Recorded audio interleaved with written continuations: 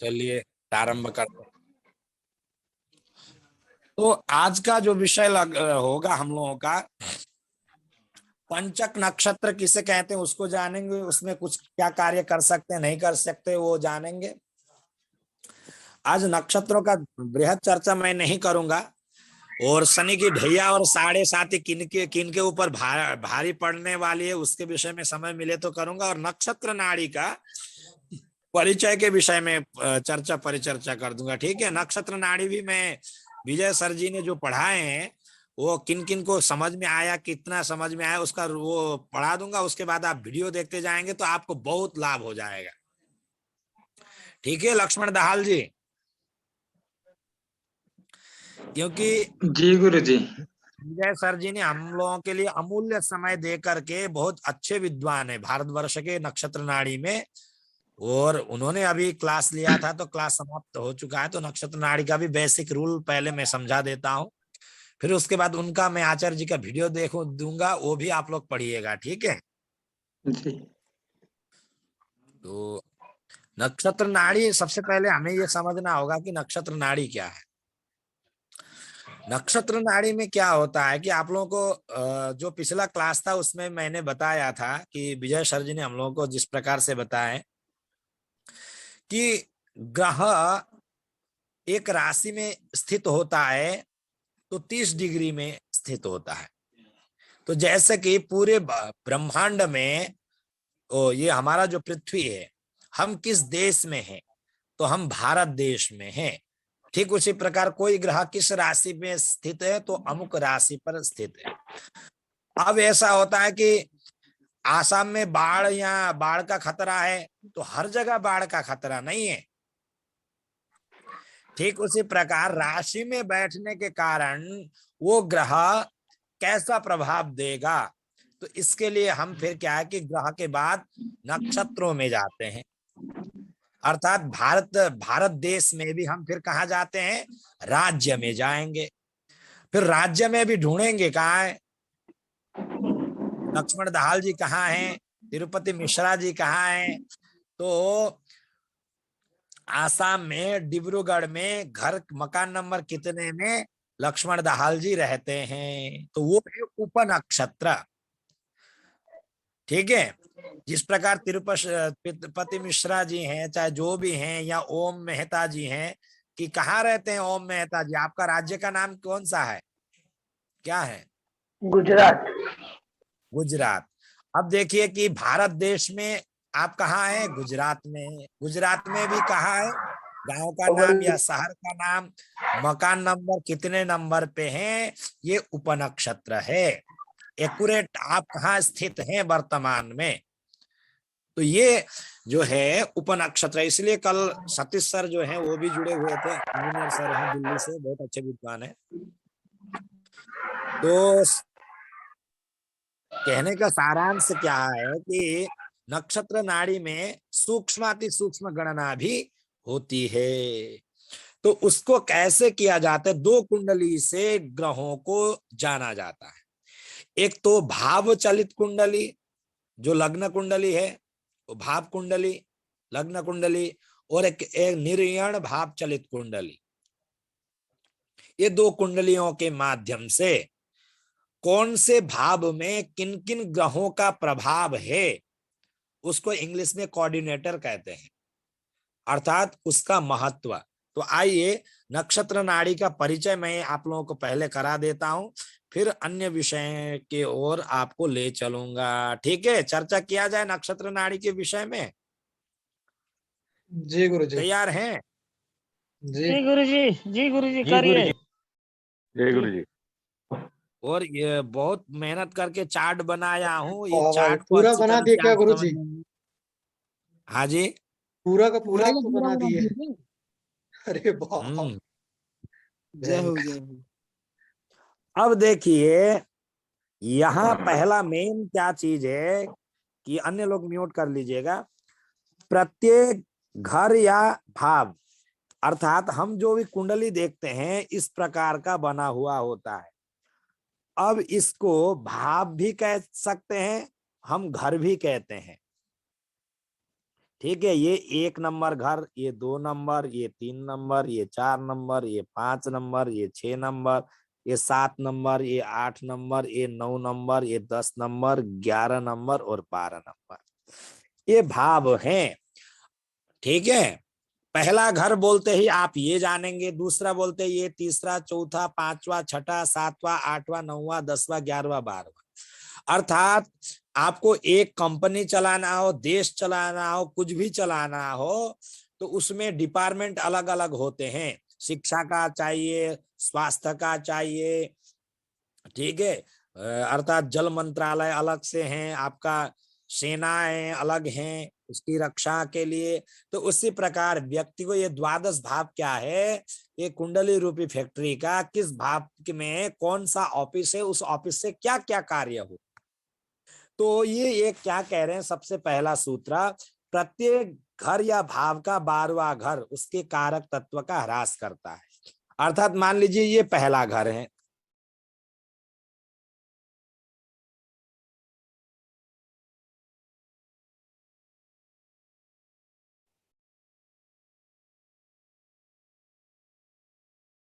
Hello.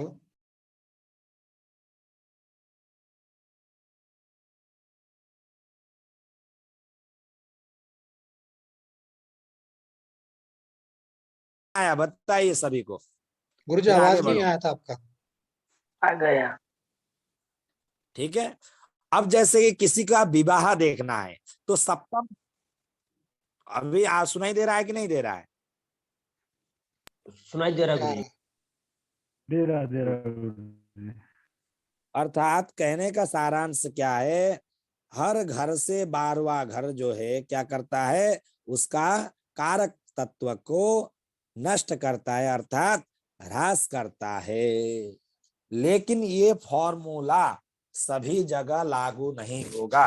बोले किस किस के लिए लागू नहीं होगा? गुरुजी स्क्रीन नहीं तो शेयर हो रही। ये दिखाई नहीं दे रहा है सभी को? नहीं, हमको तो नहीं दिखाई दे रहा, और का पता नहीं नहीं। दिखाई दे रहा गुरुजी, हमको हमको दिखाई तो दे रहा दिखाई गुरुजी। दे रहा है।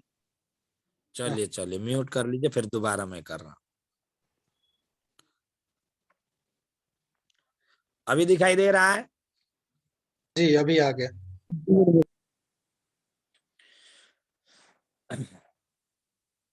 चलिए रुकिए, मैं दूसरे से भी जुड़ता हूँ, दोनों तरफ से आप लोगों को वो चीज कराता हूँ।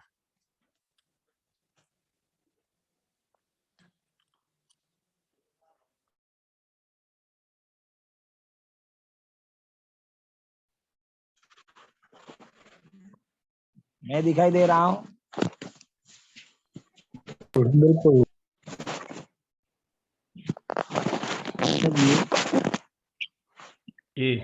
ये रुकिए, कि आवाज मेरा आ रहा है क्या?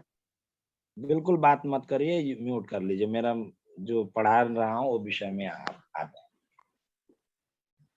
अब यहाँ देखेंगे हम लोग क्या, जो प्रत्येक भाव है उन उसका 12वां घर क्या है, उसका ह्रास करता है कारक तत्व का, अर्थात नुकसान करता है। अब किस घर से क्या क्या देखते हैं मैं बाद में बताऊंगा। लेकिन दूसरा सूत्र क्या कह रहा है, परिहार सूत्र। कुछ भाव इकट्ठे काम करते हैं, जैसे कि दशम भाव ये हुआ और एकादश भाव, अर्थात एकादश भाव का दशम भाव नुकसान नहीं करेगा, पहला सूत्र। अब दूसरा सूत्र, किसी का अगर भूमि मकान इत्यादि के विषय में उसके लिए मात्र है, अन्य के लिए लागू नहीं होगा। द्वितीय सूत्र है भूमि क्रय विक्रय में चतुर्थ भाव का तृतीय भाव ह्रास नहीं करेगा। ये चतुर्थ भाव का ये तृतीय भाव द्वादश पढ़ने के कारण ये क्रय विक्रय में ह्रास नहीं करेगा। बोले क्यों नहीं करेगा? तो इसलिए नहीं करेगा, जैसे कि शादी होने के बाद पति पत्नी होते हैं, तो भूमि खरीदते हैं तो पति पैसा लगाता है, नाम पत्नी का रखते हैं या पुत्र का रखते हैं, ऐसा करते हैं। तो लगा रहा है कोई पैसा और नाम किसी का हो रहा है, इसलिए ये चतुर्थ भाव का कारक तत्व तृतीय भाव जो है ह्रास नहीं करेगा। अन्य विषयों के लिए कर सकता है, लेकिन भवन इत्यादियों के लिए नहीं करेगा। ठीक है। अब यहाँ तीसरा सूत्र क्या कह रहा है, ये चीज हमें ध्यान देना चाहिए। आपको ये क्या क्या मैंने आपको कहा कि सबसे पहले ग्रह किसी भी राशि में बैठा हो तो ग्रह से बलवान कौन होगा, नक्षत्र बलवान होगा। देखिए सबसे बलवान कौन होगा, ग्रह से ज्यादा बलवान नक्षत्र होगा और नक्षत्र से ज्यादा बलवान जो है उपनक्षत्र होगा।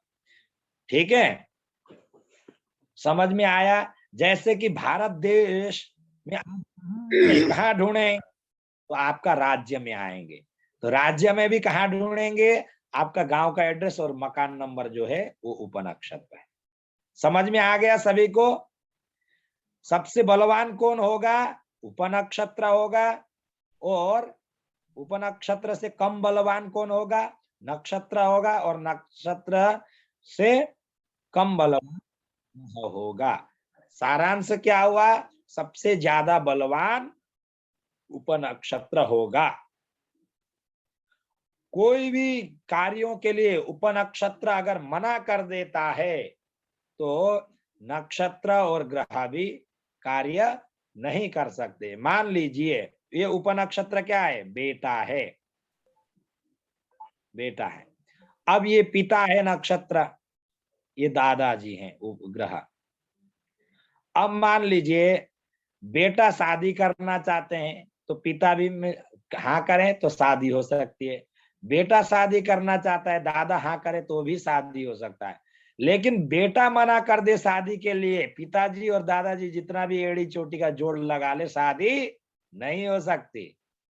समझ में आ रहा है कि नहीं आ रहा है? जी जी। हाँ? भाई शादी करने वाला व्यक्ति ही तैयार नहीं तो पिताजी और दादाजी करेंगे क्या? ठीक है। अब इसमें दरअसल वैदिक ज्योतिष में अंतरदशा और प्रत्यंतर दशा को, अंतरदशा बलवान मानते हैं, अंतर से प्रत्यंतर को मानते हैं। महादशा को इतना महत्व नहीं दिया गया है। लेकिन नक्षत्र नाड़ी का रूल अलग है। नक्षत्र नाड़ी सबसे बलवान होता है महादशा, फिर उससे कम बलवान होता है अंतरदशा, जिसे हम भुक्ति भी कहते हैं, और प्रत्यंतर दशा को अंतरा भी कहते हैं, उससे कम बलवान होता है प्रत्यंतर दशा।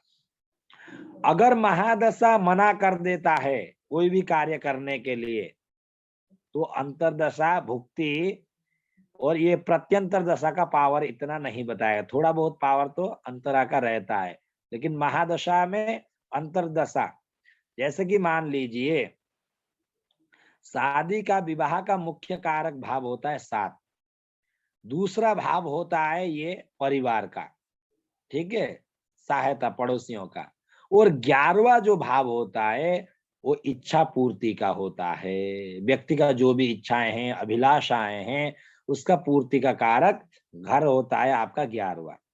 तो दूसरा का जो है 12वां घर हुआ 1, 7 नंबर का 12वां घर हुआ 6ठा, और 10 नंबर एकादश का 12वां घर हुआ आपका 10 नंबर।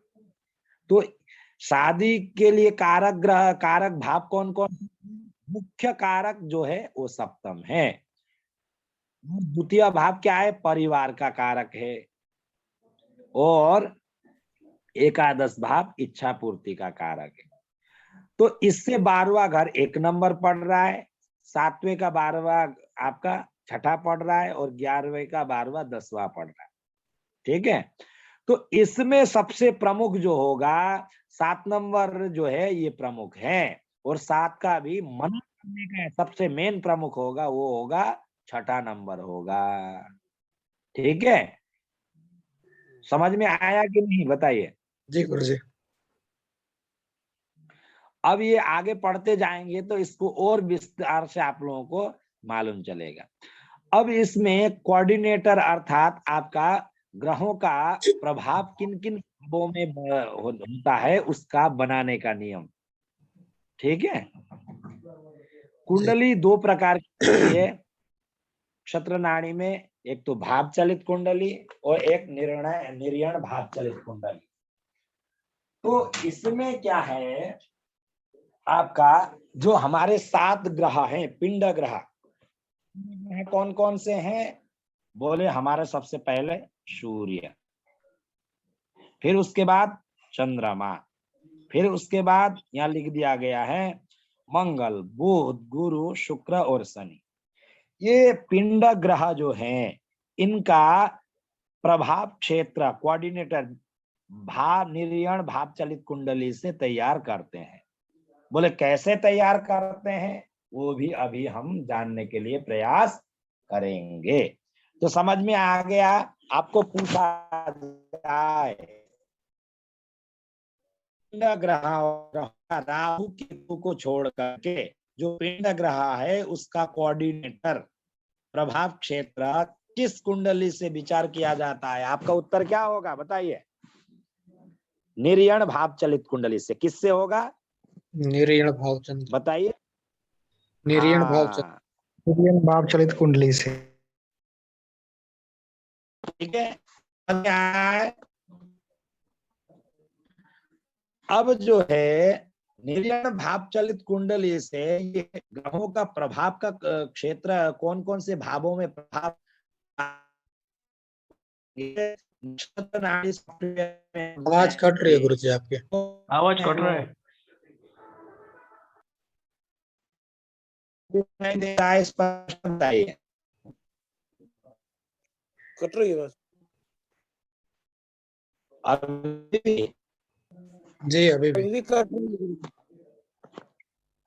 अभी रुकिए, मैं फिर एक काम करता हूँ, दूसरे मोबाइल से जुड़ता हूँ, वो चीज करता हूँ, फिर ठीक हो जाएगा। ठीक है।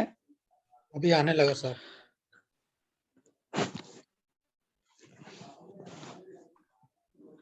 अर्थात नक्षत्र नाड़ी में क्या है, निर्यण भाव चलित कुंडली से ही सातों ग्रहों का कोऑर्डिनेटर का निर्माण किया जाता है। प्रकार से किया जाता है, तो उसके लिए हम क्या है कि नक्षत्र नाड़ी का वो चीज जानना होगा। तो नक्षत्र नाड़ी के जानने के लिए मैं आप लोगों को एक उदाहरण के रूप में एक चित्र में मैं बताने जा रहा हूं, तो उसको हम इस चित्र में देखेंगे सभी लोग। ओके, मैं निकालता हूं।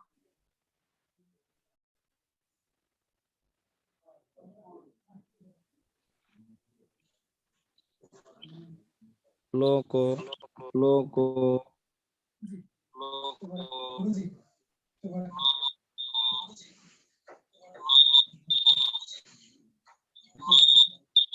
सुनाई दे रहा है सभी को? जी जी चलिए,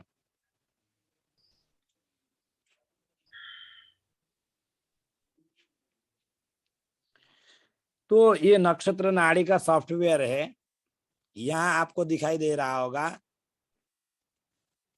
स्क्रीन शेयर कर दे क्या एक तो ये गुरुजी? देखिए निर्यण भाव चार्ट है और ये लग्न कुंडली है। ठीक है, जी सभी को दिखाई दे रहा है? जी जी जी गुरुजी। अब ये कोऑर्डिनेटर कैसे बन रहा है, तो यहाँ हम क्या करेंगे, सबसे पहले निर्यण भाव चलित कुंडली में सबसे पहले हम देखेंगे कि ग्रह किस भाव में बैठा है। क्या हो रहा है?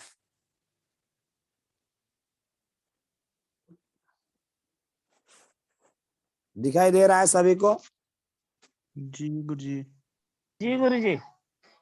अब यहाँ देखिए सैटर्न अर्थात शनि।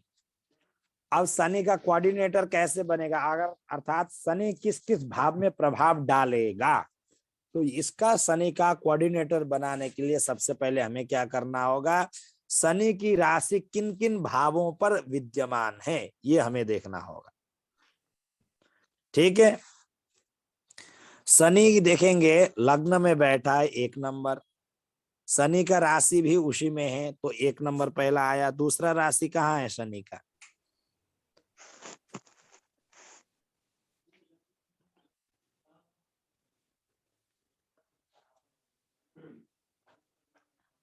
देखिए शनि का निर्यण भाव चलित कुंडली में क्या हो रहा है, शनि का कहा गया फिर ये शनि का राशि मकर राशि लग्न में है और शनि जिस घर में बैठा है उस घर को लिया जाएगा। तो शनि का राशि यहाँ होने के कारण, लग्न में होने के कारण 1 लेंगे।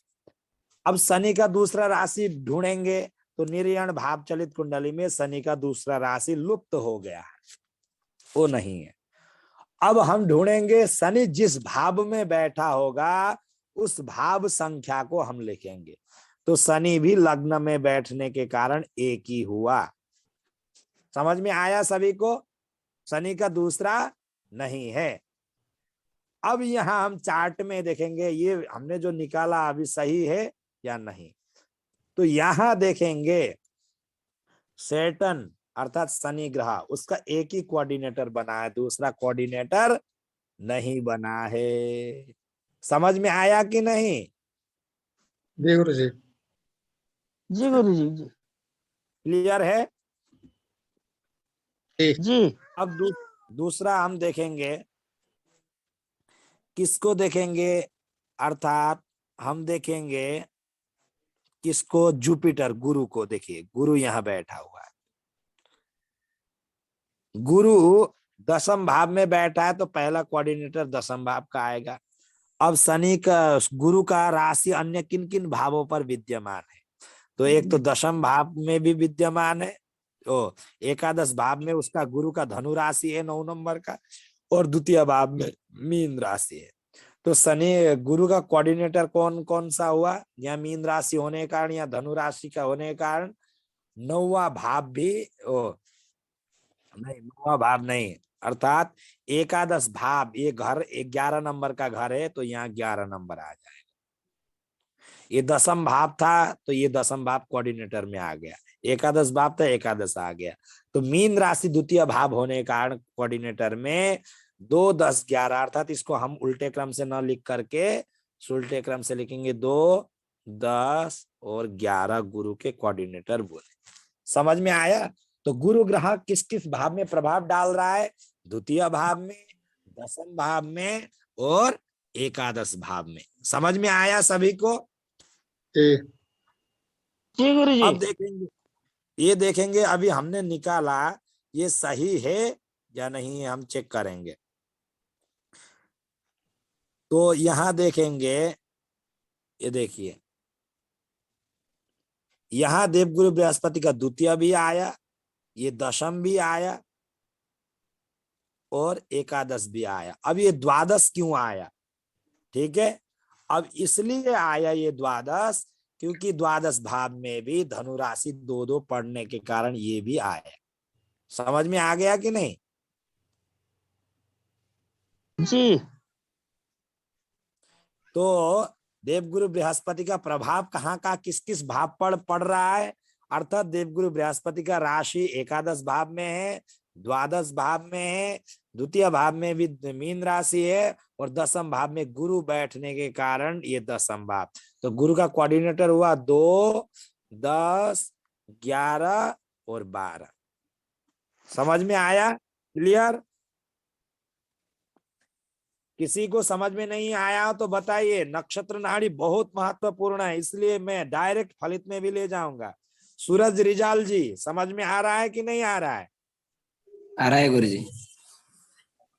जी, संवाद करिए तो पढ़ाने में आनंद आ जाएगा, नहीं तो संवाद नहीं होगा तो सब सन्नाटा हो तो फिर आनंद नहीं आता है। खेमराज भट्टराय जी, समझ में आ रहा है?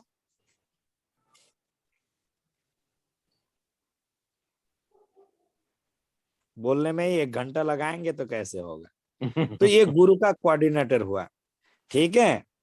अब इसी प्रकार से हम दूसरे ग्रहों का भी समझे। ये पिंड वाले ग्रहों का मात्र निर्यण भाव चलित कुंडली से होगा, जैसे कि आपको यहाँ दिखाई दे रहा है, और दूसरा ग्रह यहाँ स्पष्ट थोड़ा सा नहीं है चार्ट में। तो यहाँ देखेंगे मार्स अर्थात मंगल यहाँ बैठा हुआ है।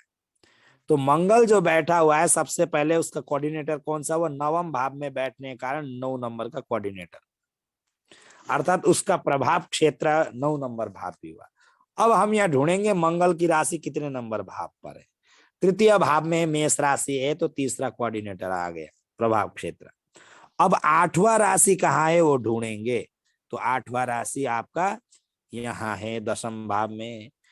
तो इस प्रकार से 3, 9 और 10 ये मंगल का प्रभाव क्षेत्र हुआ।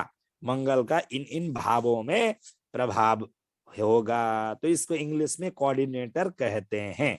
समझ में आ गया सभी को? लक्ष्मण दाहाल जी। जी गुरुजी। जी गुरुजी। तो ठीक है, सभी को क्लियर है? जी गुरुजी। जी जी जी गुरुजी। अब देखेंगे हमने मंगल का कोऑर्डिनेटर बनाया है, सॉफ्टवेयर सही बता रहा है या गलत बता रहा है। तो 3, 9, 10, तो इसको देखेंगे मंगल कहाँ है, मार्स। ये देखिए मंगल को क्या कहते हैं इंग्लिश में, मार्स, MA। तो तीसरा, 9वां और 10वां उसका प्रभाव क्षेत्र हुआ। समझ में आ गया? जी गुरुजी। क्लियर है? जी। जी जी। अब दूसरा एक फिर और अभ्यास करेंगे, तो इतना आप अभ्यास कर सकते। किन किन ग्रहों का निर्यण भाव चलित कुंडली से विचार किया जाएगा, बताइए। राहु और जितने केतु को सा- छोड़ के सातों को। हाँ बिल्कुल। अब राहु जो और है केतु को छोड़कर सब गिरा। राहु केतु का हम फिर क्या करेंगे, तो राहु केतु के लिए तो सूत्र क्या कह रहा है, हमको सूत्र समझना होगा। सूत्र क्या कह रहा है, राहु केतु लेके भाव कुंडली में जाएगा। ठीक है, राहु केतु का प्रभाव क्षेत्र या कोऑर्डिनेटर हम कहेंगे, क्योंकि राहु केतु पिंड है, इनका कोई भी राशि का अधिपति नहीं है। तो राहु केतु का क्या नियम कह रहा है, लग्न कुंडली में राहु या केतु जिस राशि में बैठे उस ग्रह के प्रभाव क्षेत्र को वो हरण कर लेता है, अर्थात उसका वो जैसा हो जाता है। जैसे कि पानी जिस पात्र में डालेंगे तो उसी का आकार लेता है। गिलास में डालेंगे तो पानी गिलास बन जाता है कि नहीं? अब भगोने में डालेंगे तो भगोना का आकार लेता है, और कुकर में डालेंगे तो कुकर का आकार लेता है, बोतल में डालेंगे तो बोतल का आकार लेता है। तो ठीक उसी प्रकार राहु केतु जिस राशि पर बैठेंगे उसका कोऑर्डिनेटर का प्रभाव क्षेत्र ले लेता है। जैसे कि 1 और 8 ये मंगल का राशि है, ठीक है। 2 और 7 ये शुक्र की राशि है, और 3 नंबर मिथुन और 6 नंबर ये बुध की राशि है, कन्या। अब चौथा ये चंद्रमा का राशि है, चंद्रमा का। 5वां सूर्य का है। अब उसके बाद 7 भी आ गया, 1 2 3 4 5 6 7 8 भी आ गया। 9, 9 12 धनु। और 12 ये गुरु का हो गया, ठीक है। और जो नए लोग हैं वो लिख लें, तो 10 नंबर और 11 नंबर ये जो है शनि है। इन घरों के मालिक कौन है, शनि है। 1 और 8 मेष और वृश्चिक राशि का स्वामी मंगल है। 2 और 7 का शुक्र है। 3 और 6 का बुध है। चौथे का चंद्रमा है। 5वें का सूर्य है, और 9 और 12 का गुरु है। तो मान लीजिए किसी के भाव कुंडली में राहु या केतु चाहे मेष राशि में बैठे चाहे वृश्चिक राशि पर बैठे, तो मंगल का जो कोऑर्डिनेटर होगा राहु या केतु का भी वो कोऑर्डिनेटर होगा पहला। समझ में आ गया सभी को?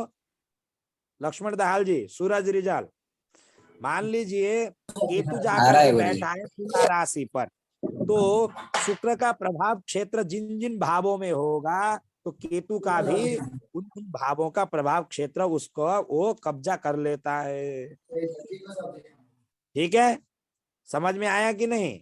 जी गुरुजी। आया गुरुजी। धनुराशि में राहु बैठा है, तो देवगुरु बृहस्पति का जो जो कोऑर्डिनेटर तैयार हुआ है, तो राहु भी उसको हरण कर लेता है। ठीक है, जी क्लियर? आगे बढ़ा जाए। बिल्कुल बिल्कुल। ये कटने वाला है, दोबारा सभी लोग जुड़ जाइएगा, ठीक है? ठीक है गुरुजी। दोबारा जुड़ जाइएगा, फिर मैं आप लोगों को विस्तार से बताऊंगा। अब ये आपने राशियों का स्वामी जान लिए। अब ये कह रहा है, इतना मात्र नहीं कह रहा है, आगे फिर और सूत्र कह रहा है। बोले राहु जिस ग्रहों के साथ युति बना रहा हो उसका भी हरण कर लेगा। राहु और केतु के ऊपर जिस ग्रहों की पूर्ण दृष्टि होगा उसका भी हरण कर लेगा।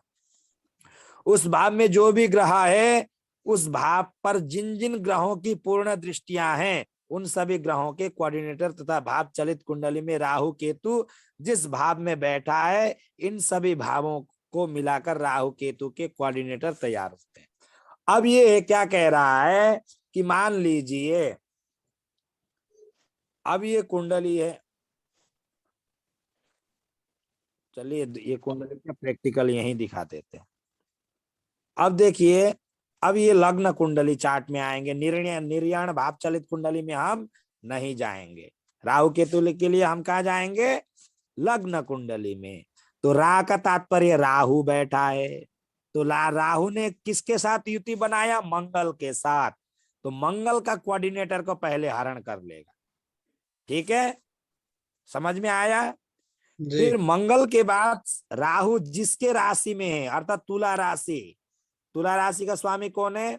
शुक्र का कोऑर्डिनेटर हरण कर लेगा। अब इसमें एक बात है, राहु के ऊपर हमेशा केतु का पूर्ण दृष्टि होता है और केतु के ऊपर राहु के पूर्ण दृष्टि होगा। तो राहु का भाई घर ही नहीं है, तो वो दूसरे को कैसे हरण कर सकता है? भाई जिसका चौवन्नी नहीं है तो उसका चोरी थोड़ी होगा। डाका तो उसी घर में डालेंगे ना राहु के, तो जिसके पास होगा। अब राहु के पास भी कुछ नहीं है, केतु के पास भी नहीं है, चोर ने निकले हैं, तो राहु केतु का क्या खाक चुराएगा? का केतु भी क्या खाक चुराएगा राहु का? दोनों ही फकीर है। ठीक है, इसलिए इन दोनों का परस्पर पूर्ण दृष्टि होगा, तो ये कोऑर्डिनेटर वो राहु का केतु नहीं लेगा, केतु का राहु नहीं लेगा। अब इसमें किन ग्रहों का पूर्ण दृष्टि है? तो किसी का नहीं है। तो अब हम देखेंगे राहु केतु का यहाँ पूर्ण किसका? शुक्र का और मंगल का कोऑर्डिनेटर बना है। तो हम चेक करते बात सही है या गलत है। ऊपर उधर गया गुरुजी। ये आ गया। अब देखेंगे, ये राहु का मंगल और शुक्र का था ना, मंगल और शुक्र का कोऑर्डिनेटर। तो मंगल का कोऑर्डिनेटर 3, 9, 10 था। तो राहु का देखिए, ये 3 आ गया, 9 आ गया, 10 आ गया। ठीक है, अब शुक्र का कोऑर्डिनेटर ढूंढेंगे भाई। शुक्र ग्रह किधर है? शुक्र का वीनस, वीनस का देखिए 4, 8, 9 है। ठीक है जी, 4, 8, 9 है कि नहीं? आप ढूंढेंगे। देखिए यहाँ 4 भी है, 8 भी है, 9 भी है। ठीक है जी, राहु ने क्या किया? मंगल और शुक्र का कोऑर्डिनेटर चुरा लिया। क्लियर? बिल्कुल। अब भाई ये तो देख लिए हमने भाव में। अब राहु जो है, इतना देखने के बाद हमको फिर चेक करना है निर्यण भाव चलित कुंडली में, भाई राहु बैठा कहाँ है, उस भाव को भी लेगा।